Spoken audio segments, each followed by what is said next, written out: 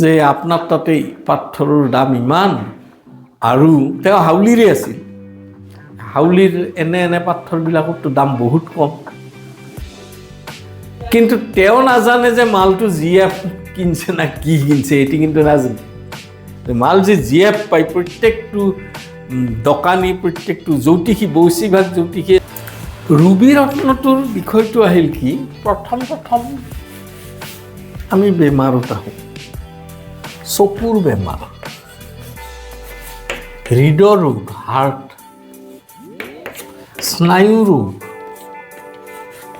স্নায়ু, মস্তিষ্ক ৰোগ, মস্তিষ্ক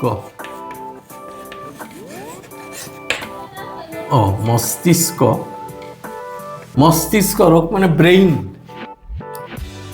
তাৰপিছত আহিল কি, ৰুবি প্ৰবাৰ কাৰণে মানুহে কোনটো ৰুবি পালে ভাল হ'ব, এটা কথা আছে।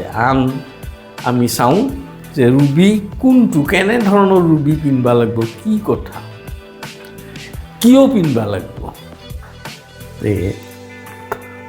ৰুবিৰ ৰত্নটো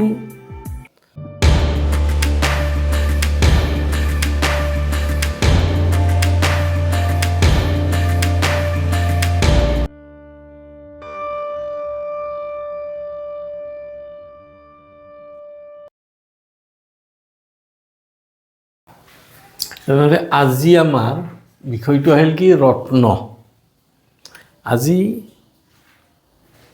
তোমালোকক মাত্ৰ এটা ৰত্নৰ বিষয়ে মই আজি জানিব দিম, মাত্ৰ এটা ৰত্ন। এইটো ৰত্ন কি যে, আমাৰ ৰত্নৰ ভিতৰত প্ৰথম ৰত্ন ৰবি গ্ৰহৰ ৰত্ন।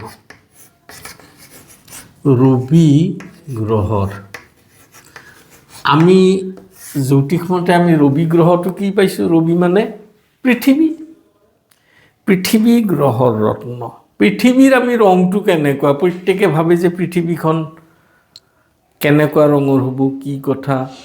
পৃথিৱীৰ গাঢ়, আমি যদি চাওঁ যে পৃথিৱীৰ কালাৰটো আচলতে সবুজ ৰং, সেউজীয়া কালাৰ। তাত পাহাৰ পৰ্বত, সাগৰ মহাসাগৰ, এইবিলাকেদি গোটেই পৃথিৱীখন ভৰি আছে।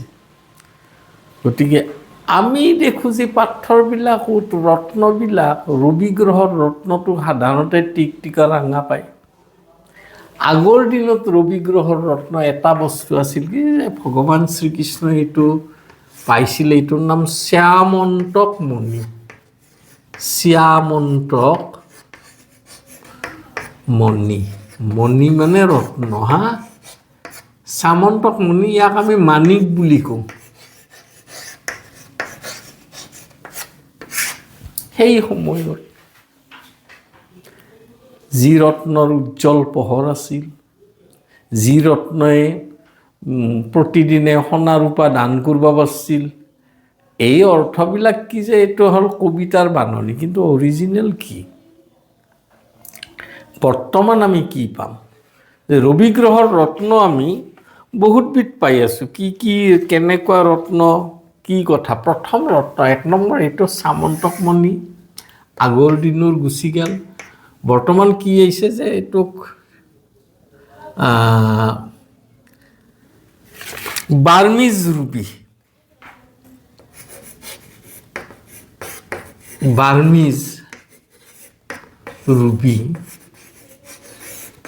এইটোৱে আটাইতকৈ উৎকৃষ্ট। ইয়াৰে আৰু কি আছে যে অল্ড মাইন্স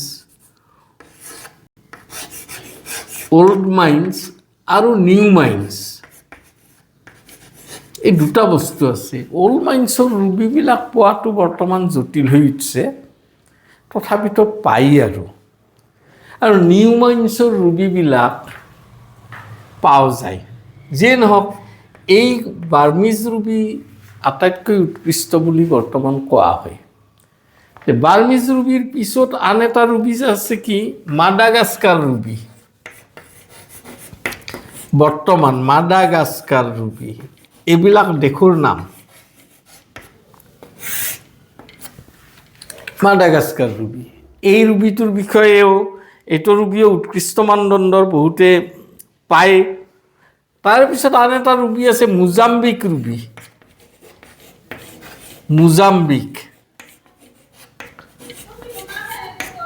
মোজাম্বিক ৰুবিটোও গোটেই বেয়া নহয়, তথাপিতো আমি যি পালোঁ যে 1 নম্বৰ ৰুবিটোৰ তুলনাত এই ৰুবিবিলাকৰ কোৱালিটিটো অলপ কম হেৰিত হয়। তাৰপিছত আমি পাই আছোঁ যে শ্ৰীলংকান ৰুবি।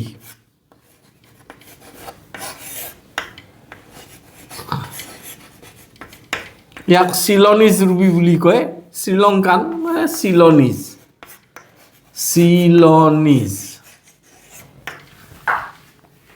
চিলনিজ ৰুবি। এই ৰুবিটো বেয়া নহয়। তাৰপিছত আমি আন এটা ৰুবি পাই আছোঁ কি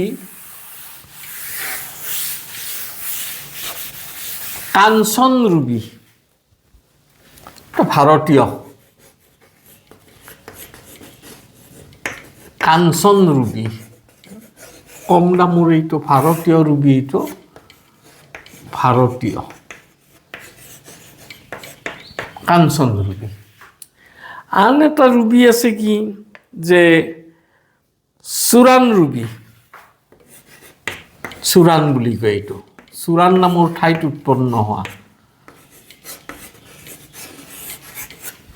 চুৰাণ ৰুবি। আন আমি ৰুবি এটা পাওঁ যে natural corundum ruby, natural corundum ruby, COURDUM, corundum ruby. তে আৰু আমি কি ৰুবি পাওঁ বৰ্তমান GRS ৰুবি। এইবিলাক মই অৰ্থ ভাঙি নকওঁ। GRS ৰুবি,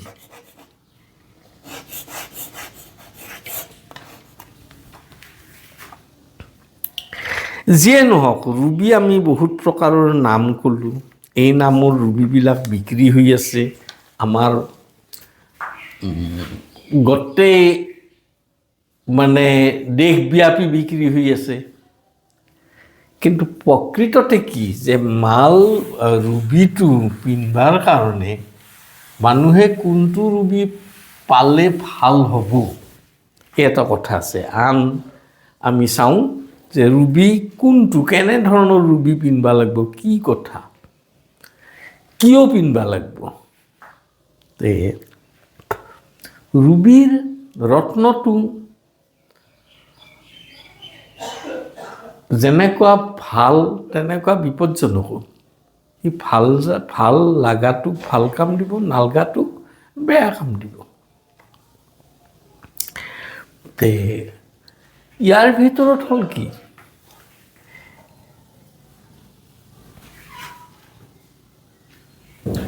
সবচে ডাঙৰ কথা হৈছে কি যে বৰ্তমান ষ্ট'নবিলাক জিএফ মালবিলাকে বিক্ৰী হৈ আছে। জিএফ বুলি কওঁতে কিনো, জিতে গ্লাছ, এফতে ফিলিং, গ্লাছ ফিলিং ৰুবি। প্ৰত্যেক মানে গাঁৱে ভূঞে সোণেৰি দোকানী পাথৰৰ বেপাৰী সকলোতে বেছিভাগ জিএফ মাল। এওঁলোকে এই ৰুবিটো কম দামত দিব পাৰে, যিহেতুকে জিএফ কাম হওক নহওক পিছৰ কথা। গ্লাছ ফিলিং বুলি কোৱা হয়।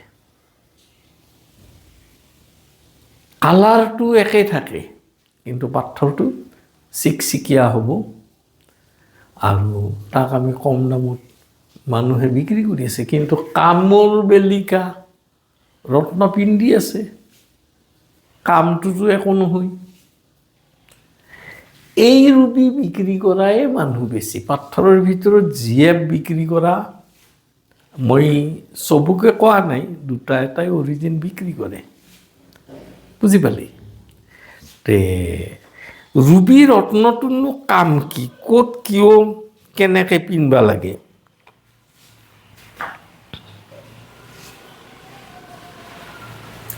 ৰুবি ৰত্নটোৰ বিষয়টো আহিল কি, প্ৰথম আমি বেমাৰত আহোঁ, চকুৰ বেমাৰ।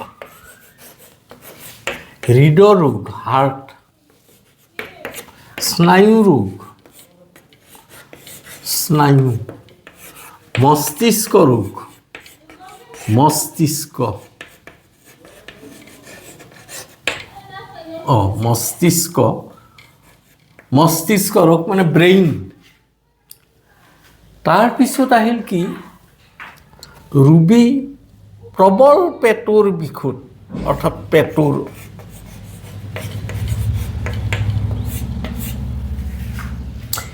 এইকেইটা বেমাৰত এই ৰত্নটোৱে ভাল কাম দিয়ে। তে কেতিয়া কেনেকুৱাকৈ ৰবিটো পিন্ধিব লাগিব? যাৰ হাতত ৰবি পৰ্বত আমাৰ এইটোক কয় ৰবি পৰ্বত বুলি কোৱা হয়। যাৰ হাতত ৰবি স্থান দুৰ্বল, এক কুস্তিখনত কুস্তি চক্ৰত ষষ্ঠ অষ্টম দ্বাদশ ভাৱত ৰবি থাকিলে, ষষ্ঠ অষ্টম দ্বাদশ ভাৱ, শত্ৰুগৃহত ৰবি থাকিলে অৰ্থাৎ মকৰ আৰু কুম্ভত ৰবি থাকিলে, তেতিয়া আমি কি কৰিম? ৰবি ৰত্নটো ধাৰণ কৰিব দিম। এতিয়া আহিল সবচে ডাঙৰ কথা হৈছে কি স্নায়ু আৰু মস্তিষ্কৰ কাৰণে ৰবিটো ইমানেই দৰকাৰ যে সাধাৰণতে মৃগী বেমাৰীখিনি তেওঁলোকৰ ৰবিটো বৰ দৰকাৰ। আচ্ছা, এইকেইটা বেমাৰ ষষ্ঠ অষ্টম দ্বাদশ স্থান, এই স্থানকেইটাত ৰবি গ্ৰহৰ ৰবি ৰত্নটো পিন্ধাটো উচিত। উপৰঞ্চি আহিল কি যে ৰবি কেতিয়াবা এনেকুৱা হয় যে ৰবিক ডমিনেট কৰা আৰু বলৱান কৰা দুটা বস্তু। এইটো জ্যোতিষে জানিব লাগিব যে প্ৰথম কথা হৈছে কি যে গ্ৰহটোক বলৱান কৰা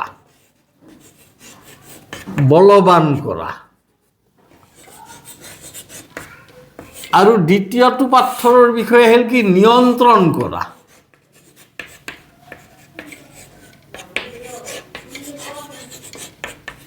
পাথৰটোতো দিলিয়ে নহ'ব, ৰবি গ্ৰহটোক আমি বলৱান কৰিম না ৰবি গ্ৰহটোক নিয়ন্ত্ৰণ কৰিম।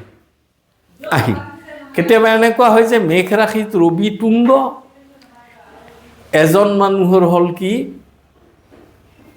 কুম্ভ লগ্ন, কুম্ভৰ পৰা তৃতীয় স্থানত মেঘত ৰবিটো তুংগ, সেই ৰবিক আৰু শনিয়ে দেখা পাইছে, শনি লগ্নত আছে। এতিয়া আমি দেখা পাম যে ৰবি মানে বাপেক, পিতৃগ্ৰহটো তুংগ হৈ আছে, আমি বাপেকৰ উন্নতি কম না বাপেকৰ মৃত্যু কম? প্ৰশ্ন আহিল তাতে। এই ৰবি গ্ৰহটো যদিও তুংগ হৈ আছে, তাক শনিৰ পূৰ্ণ দৃষ্টি পাৱাৰ লগে লগে ৰবিটো শত্ৰু হৈ পৰাৰ লগে লগে আমি কি কৰিম যে ৰবিটোক আমি ডমিনেট কৰিব লাগিব, নিয়ন্ত্ৰণ। ৰবিক নিয়ন্ত্ৰণ কৰা পাথৰটোৰ নাম হ'ল কেটছাইজ। চোৱা, আৰু ৰবিক পাৱাৰ দিয়া পাথৰটোৰ নাম হ'ল ৰুবি।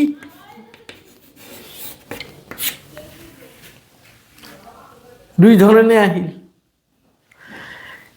এতিয়া আমি ৰবি গ্ৰহটোৰ আমি কিয় ক'ত কেনেকৈ দিম? সাধাৰণতে ৰবি কৰ্মৰ কাৰক গ্ৰহ, কৰ্মৰ কাৰক গ্ৰহ। যিবিলাকৰ কৰ্ম হোৱাত পলম হয়, তেওঁ চাকৰি বাকৰি পোৱা নাই বা যিকোনো মানে কৰ্ম সংস্থাপনৰ দিশত তেওঁৰ বেয়া ফল, উন্নতিৰ শিখৰত তেওঁ আগবাঢ়িব পৰা নাই, বাধা পাই থাকে, এই পৰিৱেশবিলাক চাই ৰবিক আমি কি কৰিব লাগিব? বলৱান কৰিব লাগিব। বলৱান কৰিব লাগিলে ৰবি ৰত্ন দিব লাগিব। আৰু যিবিলাকৰ ৰবিৰ কাৰণে খেলি মেলি হৈ থাকে, ষষ্ঠ অষ্টম দ্বাদশ ভাৱত ৰবি আছে, সেই ৰবিটোক আমি নিয়ন্ত্ৰণ কৰিব লাগিব।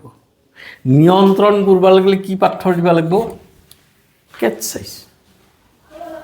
এতিয়া আমাৰ কথা হৈছে কি যে পাথৰটোৱে ক'ত কেতিয়া কেনেকুৱাকৈ কাম কৰিব তাৰ উপৰি উৎকৃষ্ট মানদণ্ডৰ পাথৰ পাব লাগিব। এই ক্ষেত্ৰত এই প্ৰশংসা এটা মই কথা কওঁ, মোৰ ওচৰত আজি 2 বছৰমান আগতে এজন মাইকী মানুহ তেওঁ মোক প্ৰশ্ন কৰিছিল যে আপোনাৰ তাতে পাথৰৰ দাম ইমান, আৰু তেওঁ হাউলিৰে আছিল, হাউলিৰ এনে পাথৰবিলাকৰতো দাম বহুত কম, কিন্তু তেওঁ নাজানে যে মালটো জিএফ কিনছে না কি কিনছে, এটি কিন্তু নাজানে। মাল যে জিএফ পায় প্ৰত্যেকটো দোকানী, প্ৰত্যেকটো জ্যোতিষী, বেছিভাগ জ্যোতিষীয়ে কি পাথৰ নাজানে, ৰুবি বুলি কৈছে কিনি আনছে। বা আমাৰ দৰে একেবাৰে জয়পুৰত চেকিং কৰি পাথৰ কিনবা নাযায়। আজিকালি এখন চাৰ্টিফিকেট বান্ধি দিয়ে, চাৰ্টিফিকেট ক'ত দিয়ে? যিটো মাল 2 নম্বৰী তাতেহে দিব যাতে বিক্ৰী বেছি হয়। এই কেছটো তেওঁ সুধিছিল, সোধাতে মই কথাটো মই বোলো মোৰ তাতে কিনবা নালগে দে, তুমি বেলেগত কিনবা, এই কথাটো মই কৈ দিছিলোঁ।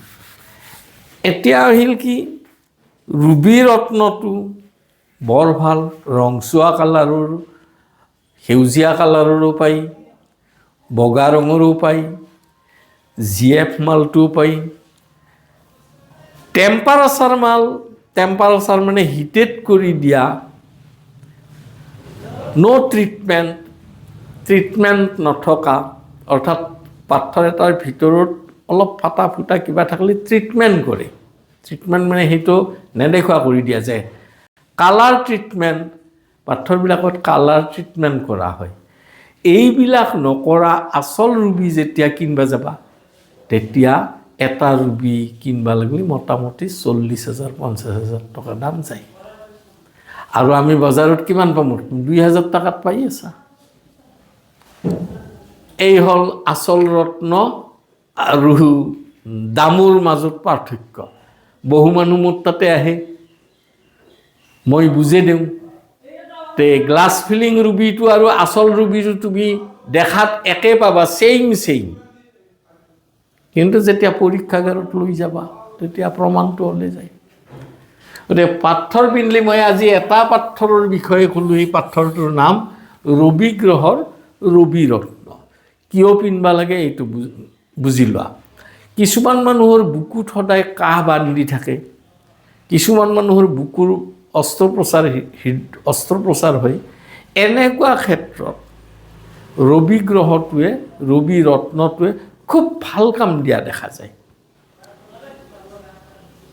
তে ৰত্নৰ প্ৰতিকাৰ কৰিব গ'লে আমি ৰবি গ্ৰহটোৰ কেনেকুৱাকৈ কি ৰত্ন ল'ব লাগিব, এই বিষয়টো তোমালোকে বুজি লোৱা। আৰু ইয়াত কিবা থাকিল না ক'ব লগা? শেষ, এইখিনি দিয়া।